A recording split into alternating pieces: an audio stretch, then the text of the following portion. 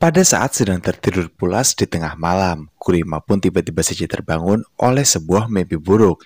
Ia teringat kejadian yang telah menimpanya beberapa bulan yang lalu, dikala ia menghabisi ayah dari Yui dan melihat dengan mata kepalanya kematian dari kekasihnya Yui tersebut, serta orang-orang yang telah ia banyak habisi selama jalan hidupnya yang ia pilih menjadi seorang samurai.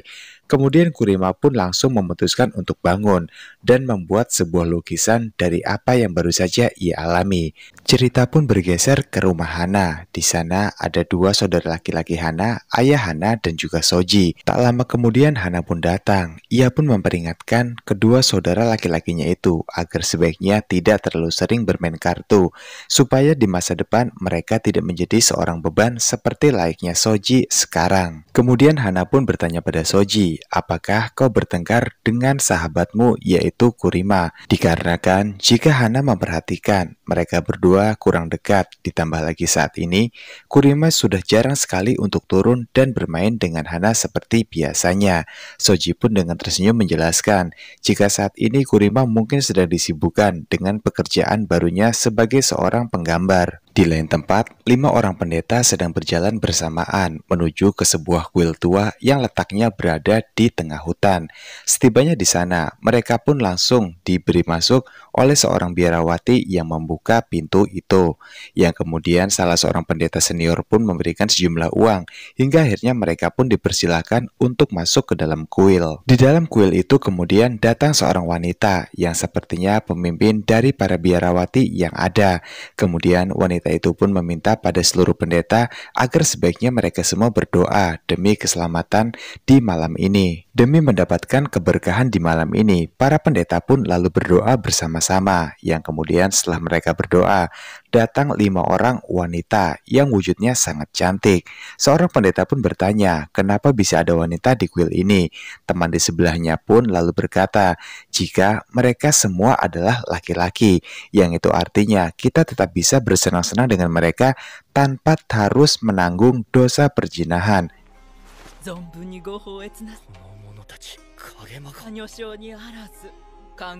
Pendeta senior kemudian menyuruh pendeta junior yaitu Seiku untuk memilih terlebih dahulu, hingga ia pun memutuskan untuk memilih seorang waria yang tak lain adalah Nozo. Namun di tempat ini, Seiku pun mencium sebuah aroma yang sudah sangat familiar untuk ia hirup, yaitu sebuah aroma yang baunya sangat menyengat. Itu adalah opium. Melihat dari sikap dan juga cara bicara waria ini, Seiku pun menyimpulkan jika ia yakin pasti pria ini tadinya sangat bereputasi dan datang dari keluarga yang terhormat. Namun, setelah ia diberikan tugas terhormat untuk bepergian ke Nagasaki, sekarang ia malah dijebak menggunakan sebuah opium, hingga hidupnya pun menjadi seperti sekarang. Setelah itu pagi harinya, para pendeta pun memutuskan untuk pulang. Yang kemudian malam harinya, mereka kembali datang ke kuil ini lagi. Tak menunggu lama, Nozo yang sebelumnya telah dimasukkan sebuah opium cair oleh pendeta wanita. Ia pun segera melakukan tugasnya. Namun sembari mereka bertarung, tiba-tiba saja Nozo pun menggigit sebuah koin emas. Itu menandakan jika pembalasan dendamnya harus segera terjadi. Ia pun juga meminta pada Seiku untuk langsung memberikan gigitan koin emasnya itu pada seluruh anggota Revenger. Singkat cerita, koin emas itu pun kini telah berada di tangan anggota Revenger, yang kemudian mereka semua sudah tahu akar permasalahannya. Seluruh anggota Revenger pun menjadi merasa iba pada apa yang telah menimpa Nozo, yang kemudian mereka pun memutuskan untuk langsung bergerak. Di kuil tersebut, Nio pun berhasil menghabisi 2 orang pendeta dalam waktu bersamaan. Karena bakat Nio yang sangat mumpuni, mengingat Nio dikenal dengan julukan seorang monster kecil. Di lain sisi, Yuan ternyata juga telah berhasil menutup wajah dari seorang pendeta yang lain menggunakan kertas emas yang selalu ia bawa kemanapun ia pergi. Hingga kemudian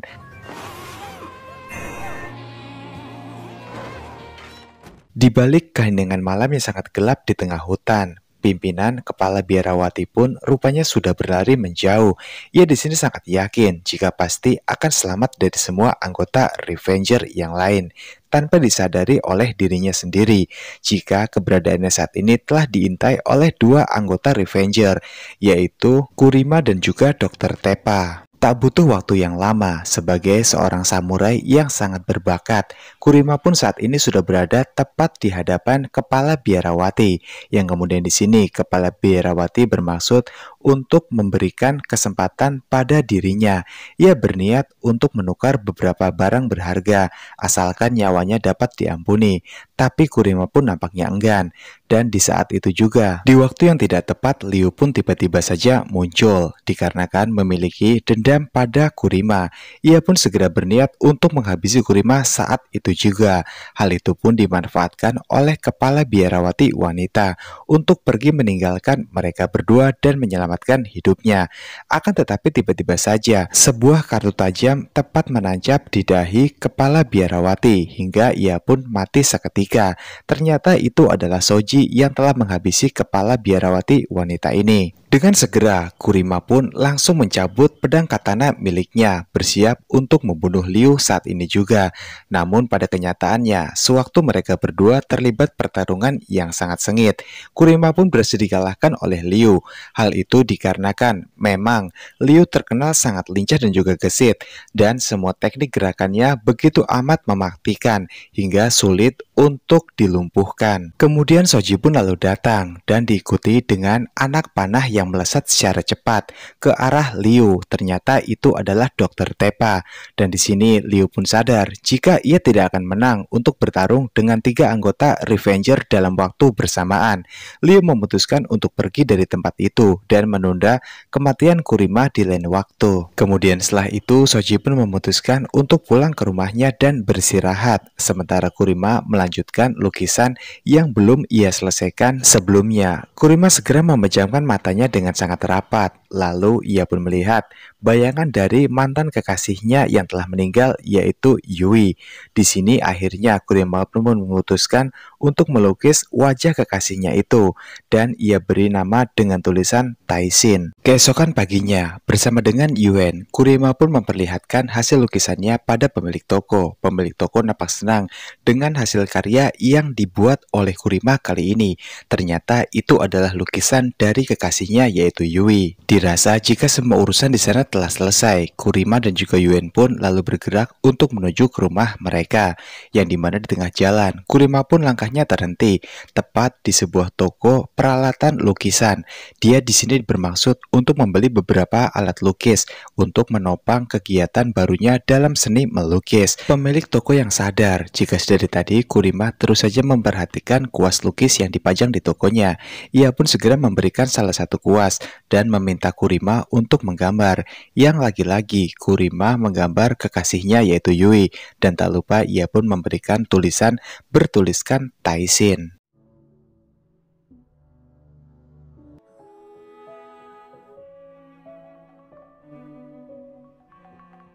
Yuen yang memperhatikan Kurima secara detail. Dari setiap gambar yang ia hasilkan pasti ada tulisan Taishin. Akhirnya Yuen pun mengajak Kurima untuk pergi ke dalam hutan, yang dimana di sana dalam perjalanan hujan pun turun. Mereka pun sejenak memutuskan untuk berlindung di bawah pohon yang sangat besar. Di sana Yuen bertanya pada Kurima, dari manakah ia mendapatkan kata-kata Taishin? Apakah ia mengarangnya? Dengan sangat sopan, Yuen pun dijelaskan secara perlahan oleh Kurima jika kata Taishin ia dapatkan dari seorang karakter yang menurutnya sangat keren, yang tak lain itu adalah Yuen sendiri. Kurima pun bertanya, apakah itu menurutmu sangat berlebihan atau tidak sopan? Yuen pun mengatakan jika itu adalah suatu kehormatan untuk Yuen itu sendiri. Jadi ia sama sekali tidak masalah jika Kurima akan menggunakan nama Taishin untuk setiap karyanya. Singkat cerita, mereka berdua pun kini telah tiba di sebuah rumah yang ada di tengah hutan. Yuen berkata pada Kurima jika rumah ini boleh dinamai sebagai rumah Taishin.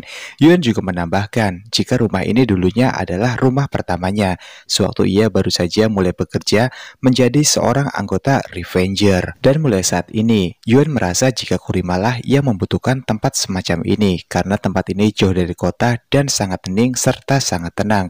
Itu sangat cocok untuk Kurima Kurima yang Yuan yakin jika sebentar lagi pasti akan banyak kebanjiran pesanan lukisan yang mungkin akan membuat Kurima menjadi lupa waktu. Yuan juga menambahkan jika Kurima nanti bisa meninggalkan pekerjaannya sebagai anggota Revenger juga namanya sebagai Kurima dan memulai kehidupan barunya sebagai seorang Taishin. Kurima bertanya pada Yuan apakah keegoisan semacam itu bisa untuk dimaafkan. Yuan pun menjawab, ini bukan masalah bisa dimaafkan atau tidak, tapi kau bisa mau atau tidak untuk mewujudkan semua itu. Yuan bercerita, orang yang diperlihatkan untuk melihat gambar Santa Maria yang ada di punggungku, mereka semua sudah mati.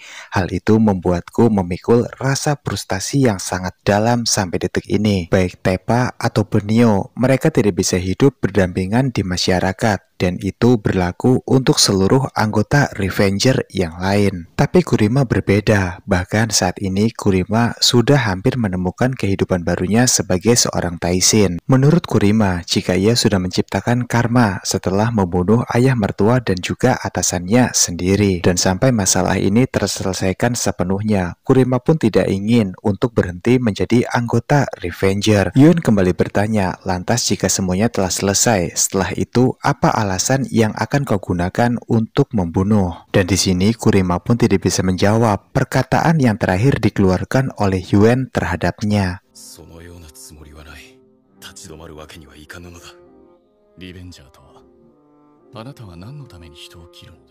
Sewaktu Yuan memutuskan untuk kembali pulang ke rumahnya, ia pun mendengar suara yang berkata, ini tak akan merepotkan jika ia berhenti. Yang ternyata itu adalah Neo. Yuan lalu bertanya, sejauh apa kau mendengar semua pembicaraanku bersama dengan Kurima? Neo pun menjawab, bukankah kau sendiri yang menyuruhku untuk membersihkan rumah itu? Jadi, apa kau lupa? Neo kemudian berkata pada Yuan, jika Kurima berhenti, maka aku sendiri yang akan langsung membunuhnya. Bukankah tidak boleh untuk melanggar aturan jika berhenti menjadi anggota Revenger? Yuan kemudian berkata pada Neo, jika semua yang ia lakukan hanya semata-mata untuk memastikan kualitas hidup yang layak untuk Kurima itu sendiri. Sebab Kurima dengan Revenger itu berbeda. Malam harinya, Kurima yang merasa lapar, ia pun memutuskan untuk pergi ke kota dan mencari makanan di sebuah kedai yang ada di sana. Semua orang pun terpana saat melihat ada sosok samurai yang datang ke kedai makan mereka. Kemudian pelayan pun memberikan isyarat pada Kurima agar sebaiknya ia duduk di meja yang telah ditetapkan. Kemudian ia pun ditawari sebuah sake. Namun di sini ia pun menolak. Tapi pada akhirnya Kurima memesan satu botol sake untuk menemani makannya malam ini. Yang kemudian sewaktu Kurima sedang menikmati hidangan makan malamnya, ia pun dihampiri oleh seorang pendeta. Pendeta ini nampak sangat akrab dengan Kurima. Walaupun pada faktanya, Kurima baru pertama kali bertemu dengannya. Dikarenakan duduk satu meja, membuat mereka berdua pun akhirnya terlibat sebuah obrolan. Namun, dalam obrolan tersebut, Kurima merasa tidak nyaman karena pendeta ini seakan menyinggungnya dan juga kelompok Revengernya sewaktu sedang beraksi kemarin. Ia berkata, apakah ada seorang yang rela membunuh orang demi misi balas dendam dan hanya dibayar dengan gigitan pada sebuah koin? Kurima yang merasa tidak nyaman dengan hal itu, segera ia pun memutuskan untuk segera pergi dan ia pun membayar semua makanan yang dimakan olehnya juga si pendeta tersebut.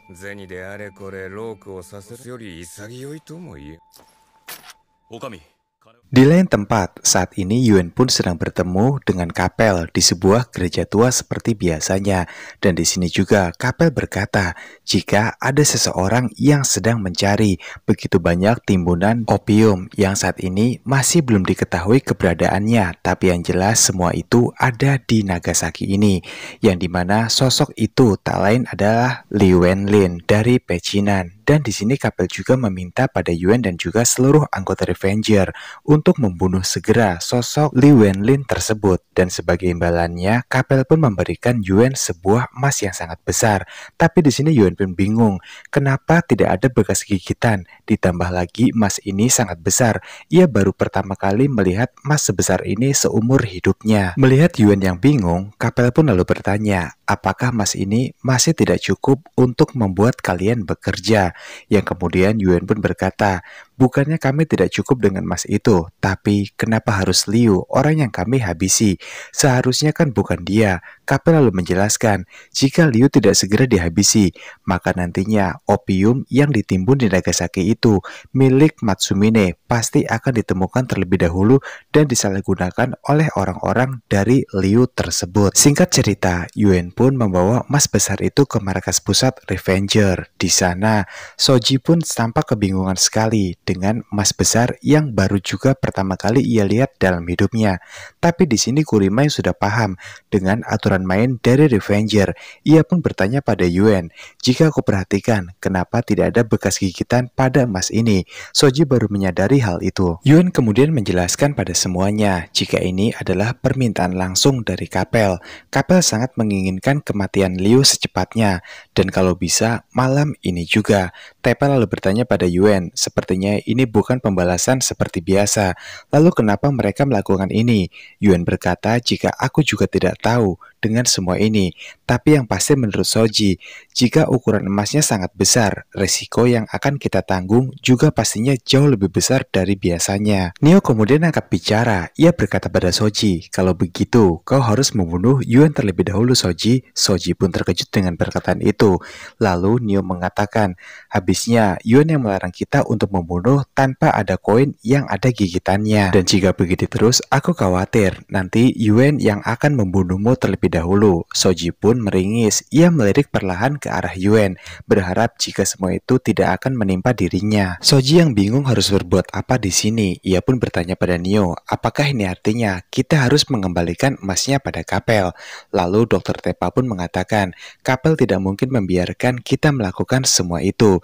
Tapi bukannya mereka yang melanggar duluan. Itulah ujar dari Kurima. Di tengah situasi ini, Neo pun memberikan ide, bagaimana kalau kita yang harus membunuh mereka terlebih dahulu. Soji pun dengan nada yang penuh emosi berkata, apa kau ingin melawan samurai rebenjinya milik Nagasaki? Di tengah kebingungan itu, Soji pun melemparkan koin emas itu ke arah Neo. Ia pun berkata, Neo, bawalah koin emas ini ke pecinan. Dengan begitu nantinya, jika Liu adalah penjahat yang memang pantas untuk dibunuh, kau pasti bisa menemukan orang yang bisa menggigit benda itu. Cepat buat benda itu digigit agar kita dapat bergerak. Bagaimana semuanya? Kalian juga setuju dengan ideku? Yang ternyata Yuen pun memang berpikir semacam itu dari tadi. Tapi di sini ia pun khawatir dengan keselamatan Neo, yang mungkin saja akan dapat berbahaya untuk Neo itu sendiri. Sementara di rumahnya, Tuan Shishido saat ini sedang menerima tamu yang sudah lama ia tunggu. Di depan rumahnya itu sudah duduk, yang tak lain adalah seorang pendeta yang beberapa waktu lalu bertemu dengan Kurima. Kemudian pendeta itu pun bertanya pada Tuan Ishido, apakah benar menurut rumor yang aku dengar jika ada kawanan anjing gila yang saat ini berani untuk menentang pendekar hukum seperti Anda? Tuan Shishido pun berkata jika memang itu benar adanya. Dan di sini Tuan Shishido yang tahu jika pendeta ini adalah pemimpin dari Rebinji yang cara kerjanya sama seperti kelompok dari Revenger. Kemudian ia pun mengeluarkan beberapa keping koin emas yang jumlahnya lebih dari satu. Lalu ia pun tanpa ragu menggigit koin-koin itu, yang itu artinya dendamnya harus segera terbalaskan. Melihat banyaknya koin, pendeta ini berkata, apakah dendam Anda sebegini banyak? Ya, tentu saja. Kemudian setelah mengerti dengan apa yang harus ia lakukan, pendeta itu pun segera bergerak untuk mewujudkan misi balas dendam dari Tuan Shishido, yang ternyata juga sosok yang akan dihabisi juga sama seperti sosok yang juga akan dihabisi oleh kelompok Revenger, yaitu Liu bersama dengan para kelompoknya. Makoto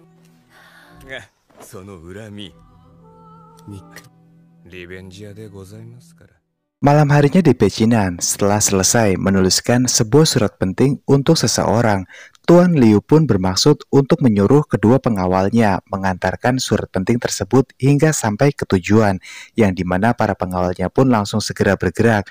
Akan tetapi di tengah jalan, ia pun dihalangi oleh Neo, dan tanpa disadari oleh pelayan ini, ternyata surat penting itu telah diambil dan kini telah berpindah tangan ke tangan Neo. Surat itu pun dibuka oleh Neo di aula milik Neo, yang dimana ternyata isi dari surat itu hanyalah kertas kosong.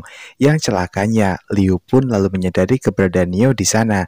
Ia juga kenal dengan Nio, yang ternyata Nio adalah teman dari seorang samurai yang sedang ia cari. Menyadari situasi tidak memungkinkan, Nio pun memutuskan untuk langsung berlari. Tapi Liu yang lebih gesit darinya mampu dengan mudah menangkap Nio. Beruntung di waktu yang tepat, Kurima pun lalu datang, dan di sini Liu pun langsung melepaskan Nio. Karena sejatinya memang Kurima lah sosok yang ingin ia habisi.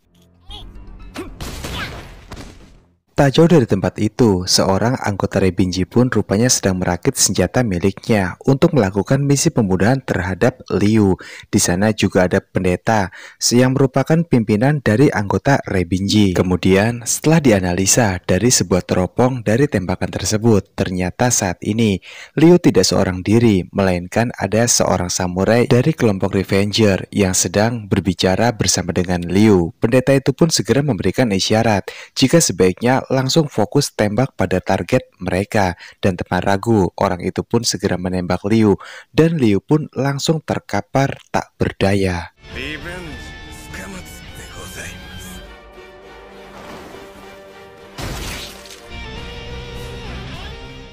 Melihat Liu yang terkapar sekarang, Kurima pun menjadi panik. Ia pun bertanya pada Nio, dari manakah tembakan itu datang?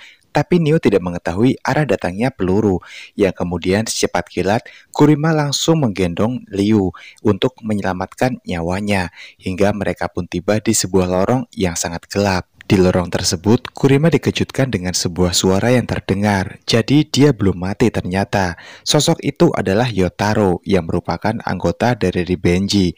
Tentu saja Kurima pun di sini bingung. Ia tidak mungkin menghadapi orang ini. Sementara saat ini prioritasnya adalah untuk menyelamatkan Liu terlebih dahulu. Untungnya di waktu yang tepat, Soji pun lalu datang untuk membantu, dan di sini ia memutuskan untuk menghadapi Yotaro. Melihat ada kesempatan, Kurima langsung segera menggendong Liu untuk menghindar dan mencari tempat perlindungan untuk sementara waktu.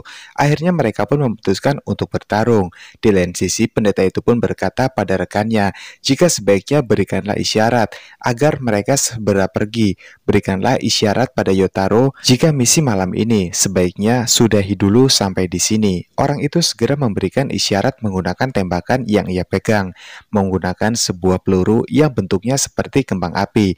Di sisi lain, Yotaro yang hendak bertarung bersama dengan Soji. Ia pun melihat dengan jelas isyarat tersebut, dan ia pun segera memutuskan untuk pergi meninggalkan Soji. Di sebuah tempat, Dr. Tepa dan juga yang lain telah tiba di sana. Dr. Tepa segera memutuskan untuk memeriksa keadaan Liu, tapi keadaannya memang lumayan cukup parah karena peluru itu menembus nyaris saja tepat mengenai jantung dari Liu. Liu kemudian bercerita di sana pada semua orang Revenger jika dulunya ia adalah seorang putra bangsawan, hingga pada suatu hari opium pun memasuki kerajaannya. Dan semua orang pun menjadi keracunan dan kecanduan dari opium tersebut. Parahnya lagi, adik satu-satunya adik wanita dari Liu, yaitu Xiaomei. Ia terkena dampak dari kecanduan opium tersebut, yang membuat dirinya pun saat ini telah tewas karena kecanduannya yang sudah berlebihan. Sejak saat itu, Liu pun bersumpah akan menghabisi semua opium yang ada di seluruh penjuru kota. Itulah alasan mengapa ia ingin segera menemukan sarang opium tersebut yang ada di Nagasaki ini. Dan diketahui jika Liu ternyata tidak bersalah, seluruh anggota Revenger pun sepakat untuk merawat Liu dan menyelamatkannya. Saat ini Liu berada di kediaman Kurima. Kemudian Liu yang saat ini sudah sadar, ia pun berkata, "Aku harus segera pergi ke pecinan untuk memberitahukan keselamatanku ini." Dr. Tepa menjelaskan, "Dengan kondisimu seperti sekarang, kurasa kau sangat sia-sia jika harus kembali ke pecinan. Jadi sebaiknya kau diam saja dulu di sini sampai kondisimu pulih." Kurima kemudian berkata pada Liu, "Jika kau berniat untuk menghancurkan opium sama sepertiku, sebaiknya mari kita bekerja sama." Tapi ucapan Kurima itu dianggap lelucon oleh Liu. Cerita kemudian berpindah ke markas pusat Revenger. Di sana di kamar Dr. Tepa, Yuan pun sedang berbicara empat mata dengan Dr. Tepa. Di sini Dr. Tepa berkata, "Meskipun kita sudah mengetahui tujuan dari Liu yang sebenarnya, tapi kita belum tahu siapa yang menembaknya dan siapa yang telah mengambil timbunan opium milik Matsumine. Itu artinya misteri masih banyak dalam kasus ini." Dr. Tepa bertanya pada Yuan, kenapa Kapel menugaskan kita untuk membalas dendam ke Liu? Dan bagaimana jika mereka tetap menugaskan kita meskipun mereka sudah tahu identitas dari Liu yang sebenarnya? Lalu kemudian Yuan pun di sini berpendapat, apakah itu artinya Kapel sudah bekerja sama dengan orang yang mengambil opium atau bahkan ia sendirilah yang telah menguasai opium-opium tersebut? Yang itu berarti koin oban yang diberikan oleh Kapel kepada kita adalah cara untuk menguji usaha dalam mendistribusikan opium-opium tersebut. Itu bisa saja mungkin, ujar dari Yuan. Dr. Tepa akhirnya menyimpulkan jika pasti mereka sudah tahu tentang kita yang melindungi Liu dan juga tentang yang kita tahu tentang identitas sebenarnya dari seorang Liu. Sementara di rumah Kurima saat ini, Liu pun sedang memberontak pada Kurima untuk menggendongnya membawanya ke pecinan, semata-mata untuk memberikan informasi jika dirinya masih hidup. Tujuannya adalah, jika opium-opium yang telah dikumpulkan dan dijauhkan oleh Komisaris Lin dari negaranya tidak boleh dikembalikan lagi dan beredar bebas di tanah air milik Liu ini. Melihat tekad Liu yang sangat hebat, akhirnya Kurima pun sepakat dan setuju untuk membawanya ke pecinan dan mewujudkan semua rencananya itu. Kurima juga berkata pada Liu, tapi aku tidak bisa menjamin atas keselamatanmu nanti. Liu pun di sini tidak peduli, walaupun ia harus mati, tapi semua tugasnya telah ia jalankan dengan baik. Sementara itu di pecinan saat ini, orang-orang dari Liu pun rupanya sedang mengkhawatirkan tentang keselamatan dari tuan muda mereka. Dan di sini orang-orang yang lain pun juga berpendapat tidak mungkin Master akan mati dengan semudah itu. Yang kemudian di tengah pembicaraan mereka, tiba-tiba saja terdengar suara gaduh dari arah belakang. Lalu kemudian Yotaro pun muncul, diikuti dengan seorang pendeta pimpinan dari Rebinji. Tanpa aba-aba, mereka pun lalu dibantai dengan sangat brutal di tempat itu.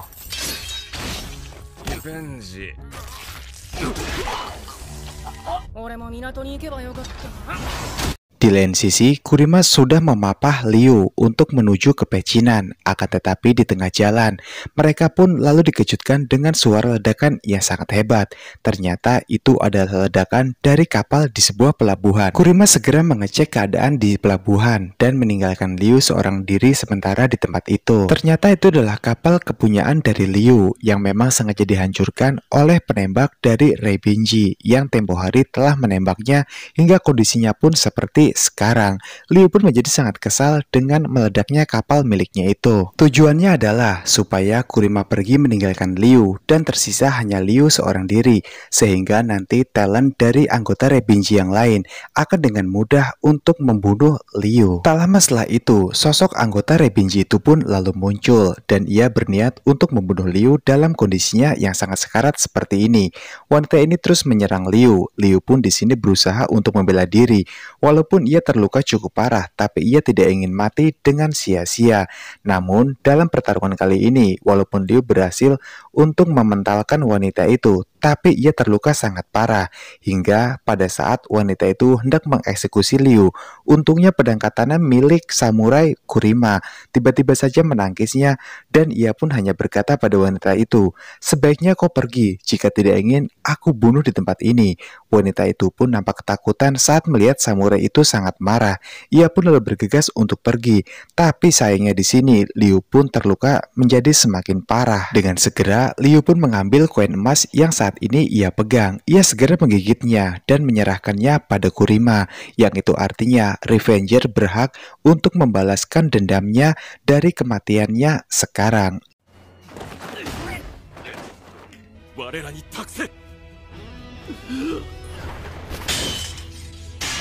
Kemudian wanita itu pun menghadap pimpinan Rebinji, yaitu si pendeta tua, yang kemudian ia pun berkata, jika tadinya ia hampir berhasil untuk menghabisi Liu, akan tetapi ada seorang samurai yang tiba-tiba saja menghalanginya.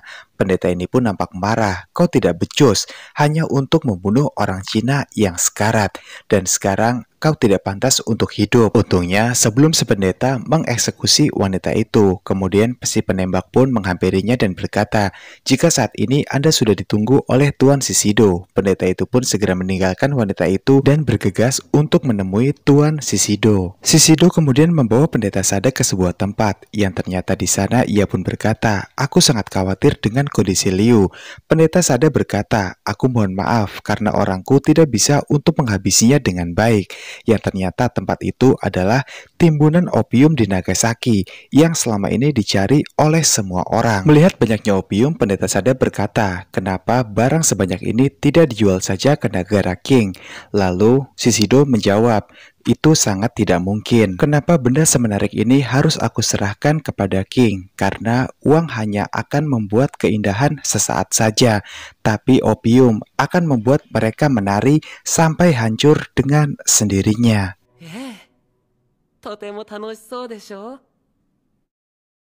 Di rumah Soji dan juga Kurima saat ini, penembak jitu dari Ribenji pun sudah mengintai mereka. Tanpa ragu kemudian ia pun langsung menarik pelatukan tembakannya itu dan berhasil mengenai sasaran dengan sangat akurat sekali. Kemudian segera ia pun pergi meninggalkan tempat tersebut. Di lain sisi Hana pun datang yang mendengar suara tembakan dari kamar Soji, yang ternyata setelah dicek oleh Hana, itu hanyalah tumpukan baju yang memang sudah dirancang oleh Soji untuk mengelabui penembak jitu yang ia tahu akan datang ke rumahnya. Kemudian Soji pun bersama dengan Kurima, ia pun mencoba mengejar penembak jitu tersebut, tapi penembak jitu itu telah terlebih dahulu untuk pergi meninggalkan tempat itu. Keesokan harinya, semua para serikat dagang Nagasaki sedang berkumpul di rumah Tuan Shishido untuk membicarakan sebuah mahakarya dari seorang seniman. Di sana juga ada Yuen ternyata. Shishido menjelaskan pada semua orang yang hadir jika cawan ini merupakan buatan dari seorang seniman terkenal bernama Tenzan Sensei, tapi sayangnya ia telah meninggal sebelum dapat menyelesaikan karya-karyanya yang lain. Dan hanya cawan inilah karya terakhir yang berhasil ia selesaikan sebelum mati. Di hadapan semua orang, Tuan Shishido pun berkata, aku memiliki satu karya lagi yang sangat indah sekali, yang dimana ternyata setelah melihat karya itu dengan mata kepalanya, Yuen pun sadar siapakah pelukis dari karya itu. Dari logo Taishin yang ada di gambar itu, Yuen pun sudah dapat memastikan jika itu adalah buatan dari Kurima. Tuan Shishido juga berkata, aku yakin gadis yang digambarkan ini telah meninggal, dan aku juga dapat merasakan dengan jelas betapa ia merasakan keputusasaan tiada henti di akhir hidupnya, hingga ajalnya pun tiba, yang dimana aku yakin juga orang yang melukis gambar ini adalah orang yang sangat kejam. Yuen pun terkejut mendengar pengakuan tersebut, yang dimana ia tahu betul jika sosok yang dimaksud oleh Shishido adalah Kurima. Di rumahnya, Dokter Tepa saat ini sedang memasak untuk kedua tamunya yang tiba-tiba saja datang. Ternyata itu adalah Nio dan juga Soji. Mereka memutuskan untuk mengungsi di rumah Dokter Tepa, dikarenakan Nio yang tidak tahan berada di rumah bersama dengan Yuen, karena di sana ada Kurima yang setiap harinya hanya ia habiskan dengan cemberut dan juga diam. Soji pun juga terasa hal yang sama pada Kurima. Dokter Tepa menjelaskan jika sekarang Yuen sedang menemui Kapel yang kemungkinan ia akan mengembalikan emas besar yang diberikan oleh Kapel padanya, dikarenakan misi untuk menghabisi Liu telah selesai dan bukan ia yang menghabisi Liu. Yang kemudian Nio pun di sini merasa bosan. Ia berkata, apakah tidak ada misi pembalasan yang lain untuk kita bergerak? Namun Soji pun bersikap lain. Ia pun seakan sadar jika Yuen tidak akan kembali dalam keadaan selamat, yang itu artinya kemungkinan besar Yuen saat ini sedang dalam keadaan bahaya. Soji pun segera memutuskan untuk pergi dari rumah Dokter Tepa. Nio bertanya kemanakah Soji akan pergi. Soji pun dengan menjawab, jika dalam situasi seperti ini, maka rumah perjudianlah yang harus aku datangi. Sesampainya di tempat perjudian, Soji pun disambut hangat oleh semua teman-temannya sesama penjudi yang lain. Dan di sana ia pun terkejut sewaktu mengetahui seorang bandar judi kali ini adalah wanita, yang tak lain terlebih lagi jika sosok wanita ini sosok wanita yang sangat dikenal oleh Soji, karena faktanya ia adalah seorang biarawati yang selalu ada di gereja milik Kapel berada. Walaupun demikian, Soji pun tidak sedikit pun mengurungkan niatnya untuk mengakhiri perjudian di malam itu. Ia tetap melanjutkan untuk bermain, dan permainan pun segera dimulai. Setiap pasangan yang dipasang oleh Soji selalu saja dapat ia menangkan dengan sangat mudah, yang ternyata itu adalah berkat bantuan dari seorang wanita yang ia kenal yang berada di hadapannya. Hingga singkat cerita, pada akhirnya Soji pun berhasil memenangkan banyak uang dari perjudian malam ini. Merasa jika semuanya sudah selesai, ia pun segera memutuskan untuk pergi. Tapi semua orang pun melarangnya. Mereka berkata, bagaimana bisa setelah menang banyak kau malah pergi? Soji pun marah dengan hal itu. Ia pun hanya mengingatkan semua orang, kalian melanjutkan saja permainan tanpa harus mengikuti pasangan yang aku pilih.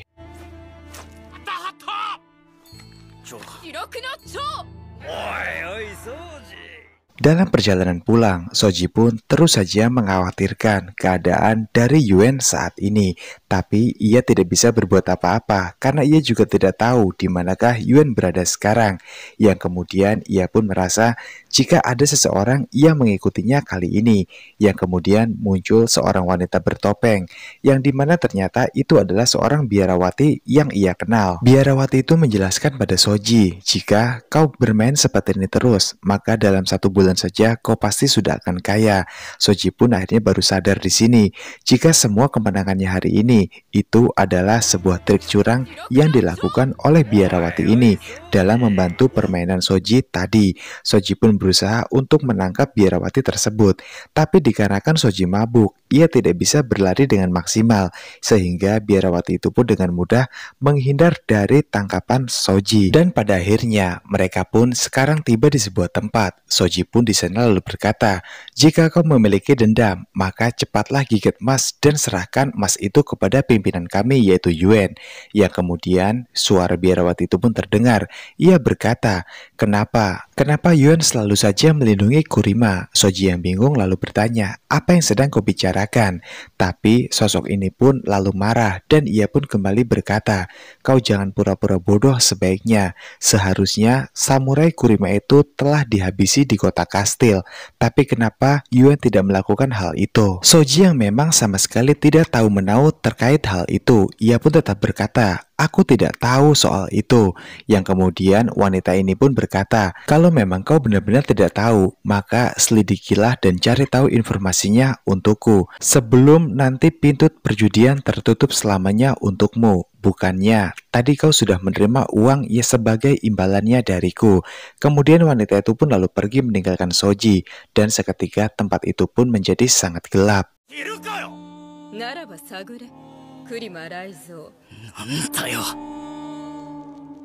Keesokan paginya, seusai berdoa di kuil, Kurima pun berjalan-jalan di sekitaran pelabuhan. Ia pun melihat kapal milik Liu yang terbakar hebat tempo hari. Hingga pada suatu bangunan, Kurima pun sadar jika saat ini ada sesuatu yang sedang mengintainya.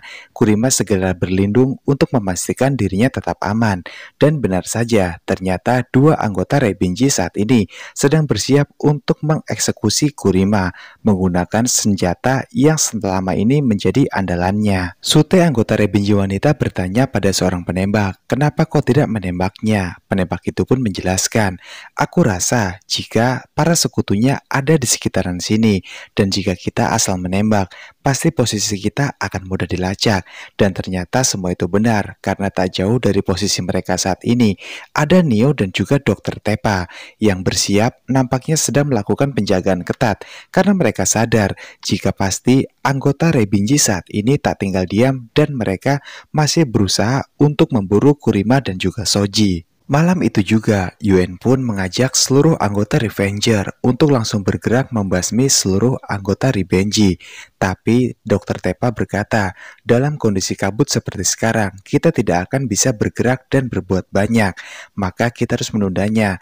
Yang setelah itu Soji pun datang. Ia pun berkata, jika Soji ingin berbicara dan ada hal yang ingin ia tanyakan bersama dengan Yuen. Sesampainya di markas pusat Revenger, Soji langsung bertanya, bos, bukankah alasan kita pergi ke Satsuma adalah untuk membalaskan dendam Hirata Genshin, seorang pria tua yang dibunuh oleh Kurima? dan ia menggigitkan koin emas sebelum akhirnya ia mati. Dan Yuan pun bertanya, kenapa kau baru bertanya hal itu sekarang? Itu kejadiannya sudah lama sekali. Soji menjawab, semua itu dikarenakan otakku tidak sebesar dengan otak yang kau miliki. Maka coba tolong jelaskanlah. Dan satu lagi, jepit rambut tunangan dari Kurima yang disimpan dengan baik olehnya. Itu sebenarnya buatanmu, bukan milik dari tunangannya itu. Yuan lalu menjelaskan jika itu memang benar. Dan semua itu Yuan lakukan atas permintaan dari ayahnya, yaitu Tuan Hirata. Pada hari itu, Yuan pun berbicara dengan Tuan Hirata, yang dimana Yuan tahu jika misinya kali ini amat sangat berbahaya. Bahkan bisa saja Tuan Hirata kehilangan nyawanya dalam misi kali ini. Dan Tuan Hirata pun menjawab, apakah benar rumor yang diedarkan tentang anggota Revenger? Dan apakah mereka menerima tawaran bersyarat jika terjadi hal-hal yang tidak diinginkan? Itu hanya lelucon, ujar dari Yuan. Tuan Hirata kembali menjelaskan, jika saat ini ada seorang pembunuh yang sedang mengincarku, dan kemungkinan besar ia sangat terampil sekali menggunakan pedang katana, dan orang itu aku tahu sebenarnya siapa. Tapi aku sama sekali tidak peduli dengan hal itu. Keputusanku tetap bertekad. Dendam yang ingin kuukir hanya menargetkan orang-orang yang bertanggung jawab atas penyelundupan opium ke Jepang. Timbul lagi satu pertanyaan dari Tuan Hirata untuk Yuan. Apakah dendam di emas yang digigit bisa membawa dendamku sampai ke Satsuma yang sangat jauh itu? Yuan pun dengan lantang lalu menjawab, tentu saja bisa, bahkan sampai ke ujung bumi sekalipun. Pada Soji dan juga Dr. Tepa, Yuan berkata, bahkan tidak hanya bertemu dengan Tuan Hirata, Yuan juga mengantarkan langsung sebuah kenang-kenangan yang ia buat, pesanan dari Tuan Hirata untuk kekasih dari Kurima yaitu Yui. Setelah kematian dari Tuan Hirata, Yui pun diberitahu oleh Yuan jika Revenger akan membalaskan dendam ayahnya yang telah mati. Emas yang diukir dengan gigitan dari Hirata itu sudah sampai ke mereka, ujar Yuan, tanpa Yuan memberitahu jika kelompok dari Revenger dikepalai oleh dirinya sendiri. Dan koin dari Tuan Hirata itu ditunjukkan untuk membalaskan dendamnya pada Matsumine, seorang yang sangat jahat yang telah menimbun opium selama ini. Yui kemudian bertanya pada Yuan, jadi siapakah sosok yang telah membunuh ayahku? Yuan pun di sini tidak mengenal sosok itu, dan ia hanya mendengarkan saja menurut rumor jika sosok itu terakhir kali yang diucap dari ayah Yui, bernama Kurima Raizo.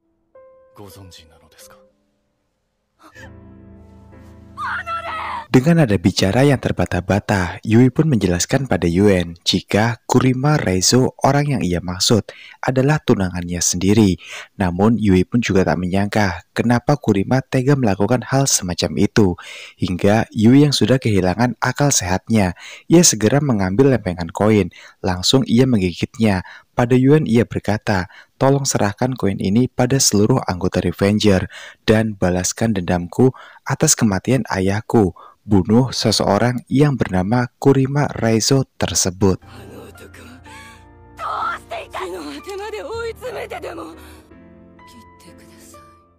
Dan koin emas itu pun masih disimpan rapi oleh Yuan sampai sekarang tanpa ada yang mengetahui fakta yang sebenarnya. Lalu kemudian Dr. Tepa dan juga Soji yang mendengar cerita itu, mereka juga bingung bagaimana caranya untuk menghabisi Kurima. Karena itu semua tidak mungkin, mereka sudah menganggap Kurima sebagai anggota dan bagian dari Revenger. Beberapa hari kemudian, Soji pun terlihat sedang berjalan bersama dengan Kurima untuk memastikan pergerakan dari semua anggota Rebinji di kota. Yang kemudian di saat itu juga, Soji teringat jika sebuah koin yang telah digigit, maka dendamnya harus segera untuk dituntaskan, tak peduli apapun resiko yang akan mereka hadapi. Dan di sini Soji pun berniat untuk menghabisi Kurima, tapi keringatnya pun bercucuran. Ia benar-benar tak sampai hati jika harus menghabisi sahabat baiknya yaitu Kurima. Hingga Soji pun memutuskan untuk tetap melanjutkan aksinya. Tapi Kurima pun kemudian langsung berbalik, hingga ia pun sadar jika seseorang dari anggota Rebinji saat ini sedang membidik mereka menggunakan senjatanya dari tempat lain. Di balik sebuah gua, Dr. Tepas sedang melakukan sebuah pengintaian pada sebuah kapal yang ia rasa sangat mencurigakan. Yang kemudian malam harinya Dr. Tepa mengajak Neo untuk bergerak menyusuri kapal tersebut. Neo pun sudah berada di dalam kapal itu, yang ternyata di sana ia bertemu dengan Yotaro, salah seorang dari anggota Rebinji. Namun, menurut instruksi dari Dr. Tepa, jika tidak usah ada pertarungan di malam itu, akhirnya Neo pun langsung pergi meninggalkan Yotaro tanpa melakukan apapun padanya. Suatu sore, saat di rumahnya Kurima sedang mengasah pedang katana miliknya, lalu kemudian Yuen pun datang ke rumahnya, dan di sini ia berkata pada Kurima, jika Dr. Tepa sangat takjub dan kagum karena Kurima dapat membuat sebuah lukisan dengan sangat baik dalam waktu yang sangat singkat. Yuen kemudian berkata pada Kurima, jika pembalasan malam ini pasti akan menjadi pertarungan yang sangat melelahkan.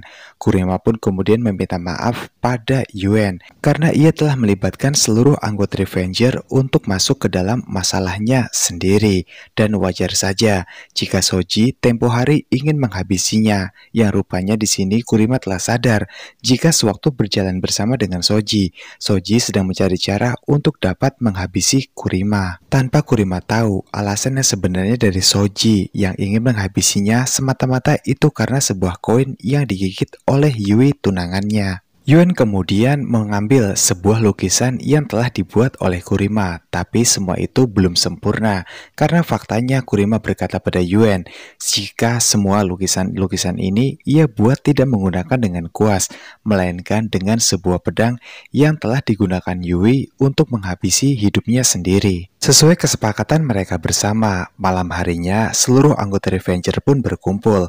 Di sana lengkap, ada Yuen, Neo, Dr. Tepa, dan juga tentunya Kurima, yang dimana mereka semua sepakat jika malam ini adalah malam penentuan untuk mengakhiri seluruh anggota Rebinji yang selalu saja membuat onar, melindungi orang-orang yang menjual bebas opium di Nagasaki.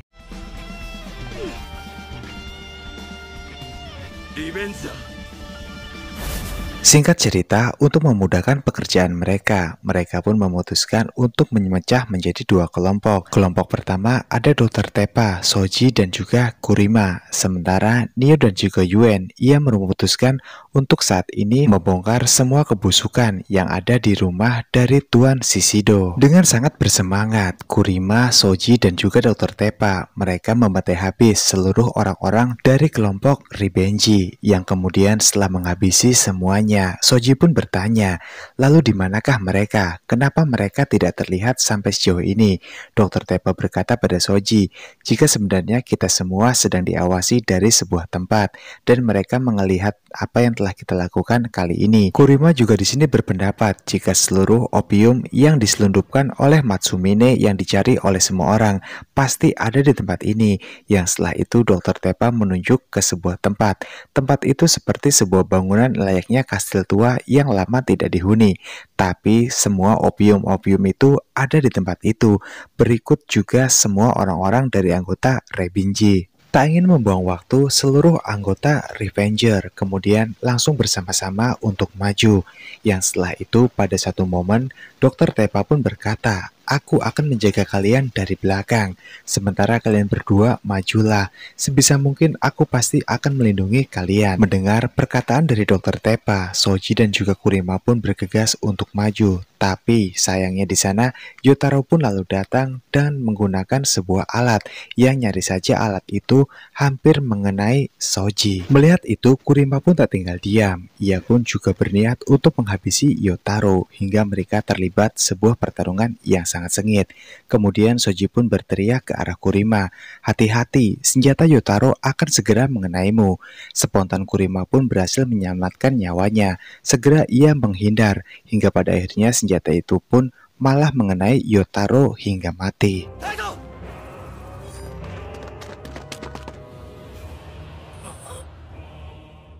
Dari jendela kastil tersebut, Dr. Tepa pun melihat seorang anggota Rebinji wanita. Ia berniat untuk langsung memanahnya hingga mati. Akan tetapi siapa sangka, di atas wanita itu kemudian penembak jitu pun langsung melesatkan tembakannya dan berhasil mengenai tepat Dr. Tepa. Dr. Tepa pun di sini terjatuh, Tapi sebelum terjatuh, ia pun sempat melepaskan busur anak panahnya ke atas langit. Dan pada saat penembak jitu itu hendak menembak mati Kurima, tiba-tiba saja dari atas kepalanya lalu turun panah besar milik Dokter Tepa yang ukurannya sebesar tombak, hingga pada akhirnya ia pun mati. Kemudian Soji pun berkata pada Kurima jika sebaiknya ia terus saja bergerak maju, sementara dirinya akan mengurus Dokter Tepa yang saat ini sekarat. Kurima segera maju dengan menggunakan pedang katana miliknya. Namun di tengah jalan ia pun dihentikan oleh seseorang yang sudah sangat ia kenal, yaitu seorang pendeta yang beberapa hari lalu ia traktir makan di sebuah kedai makanan. Kembali kepada Yuen dan juga Nio di tempat kediaman dari Tuan Shishido. Mereka berdua pun berhasil untuk mengalahkan semua pasukan, dan kini hanya tersisa seekor harimau yang harus mereka kalahkan.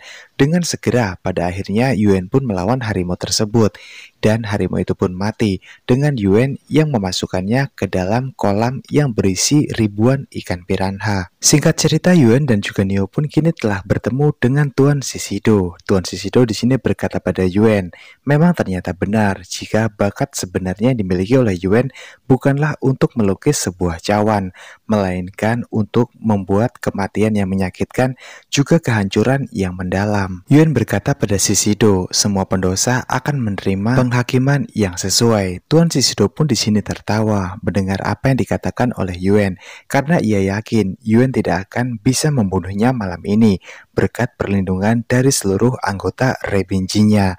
Yang setelah itu Tuan Shishido pun mengeluarkan sebuah pistol kecil dari balik saku bajunya. Ia berharap jika Yuen akan segera mati dengan pistol tersebut, tapi dengan lebih dulu Yuen pun langsung menempelkan sebuah kertas emas tepat mengenai muka dari Tuan Shishido, sehingga ia pun kesulitan untuk bernafas, yang pada akhirnya ia pun mati dengan cara yang sangat menyakitkan.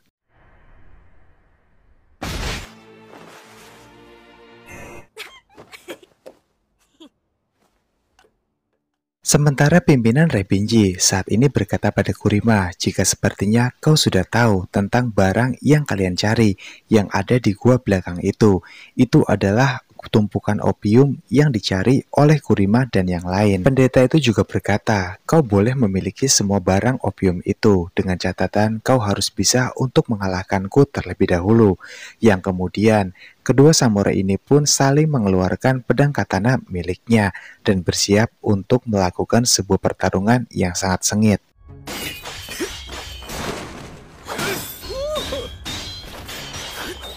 Yang sayangnya dari pertarungan sengit tersebut, Kurima pun berhasil terkena beberapa sabetan pedang katana dari seorang samurai pendeta tersebut, yang dimana hal itu mengenai kepala dan juga perut dari Kurima. Pendeta itu kemudian berkata pada Kurima, jika begini terus, pertarungan akan dimenangkan oleh diriku.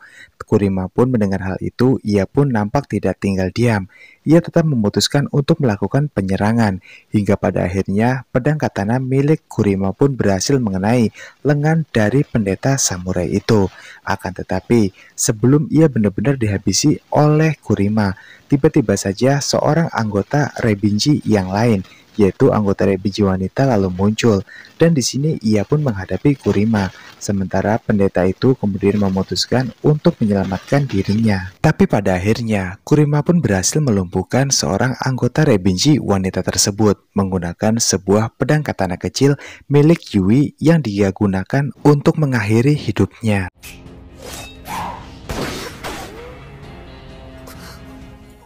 Yang kemudian pendeta itu pun kini telah berada di sebuah gua tempat penyimpanan opium-opium milik Matsumine.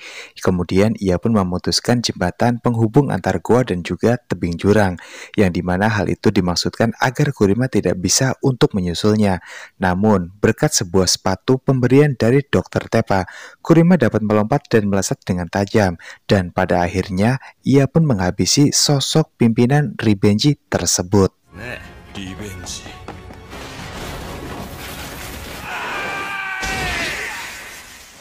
Yang setelah itu, Kurima pun sangat senang sewaktu ia menoleh ke belakang karena faktanya tepat di belakang Kurima saat ini seluruh opium milik Matsumine yang dicari oleh anggota Revenger dan juga dirinya sudah berada tepat di belakangnya.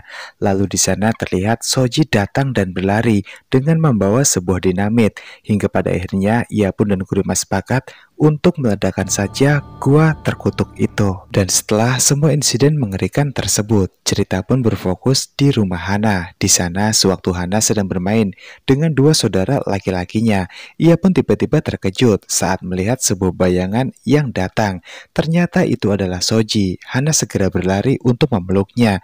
Di sini Hana juga menangis. Ia sangat khawatir dengan keadaan Soji yang sudah 1 minggu ini tidak pernah ada lagi datang ke rumahnya. Hana kemudian bertanya pada Soji, di manakah Kurima saat ini? Soji pun dengan tersenyum mengatakan, jika Kurima sekarang sudah tinggal jauh di tengah hutan dan penuh dengan ketenangan. Dan dikarenakan semua kekacauan ini telah berakhir, pada akhirnya Nagasaki pun kini menjadi sangat aman dan seluruh anggota Revenger kembali ke profesi mereka masing-masing. Dan sementara ini kehidupan pun menjadi sangat damai. Akan tetapi ada sebuah keanehan di tempat pecinan yang dimana di sana seperti biasa Tuan Sari Jawa sedang bersenang-senang dengan para wanitanya. Namun yang aneh di sana adalah ada seorang wanita baru yang mencoba untuk menjadi anggota wanita dari Tuan Sari Jawa. Dan jika kita amati, sosok ini tak lain adalah seorang pendeta yang bekerja untuk kapel di gereja tuanya. Apakah ini artinya masih ada sebuah misi balas dendam yang belum selesai dan harus diselesaikan? Di hadapan Tuan Sari Jawa, wanita ini mengaku jika ia hanyalah seorang gadis yatim piatu yang sama sekali tidak mengingat wajah kedua orang tuanya. Di toko buku, semua orang pun sedang mengagumi keindahan lukisan yang diciptakan oleh Kurima. Setiap detail sangat akurat sekali menggambarkan seorang wanita, yang ternyata wanita itu adalah Yui. Tak lupa Kurima juga memberikan sentuhan akhir yaitu tulisan Taishin. Menjelang malam hari, Kurima pun mendatangi sebuah kolong jembatan. Tepat pertama kali ia bertemu dengan Yuen. Ia pun mulai mengenang semua kebaikan Yuen dan juga mengenang semua kebaikan dari ayah mertuanya dan juga Yui tunangannya. Yang tiba-tiba saja setelah itu